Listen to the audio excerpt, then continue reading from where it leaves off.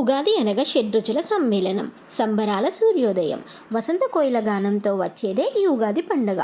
ఇంకెందుకు ఆలస్యం, షడ్రుచుల గురించి తెలుసుకుందాం పదండి. బెల్లం ఆనందానికి, నెక్స్ట్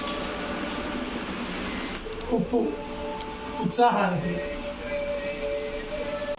వేప పువ్వు బాధ కలిగించే అనుభవాలకు సంకేతం, నెక్స్ట్ పులుపు నేర్పుగా ఉండడానికి సంకేతం, మామిడి తురుము కొత్త సవాళ్లకు సంకేతం,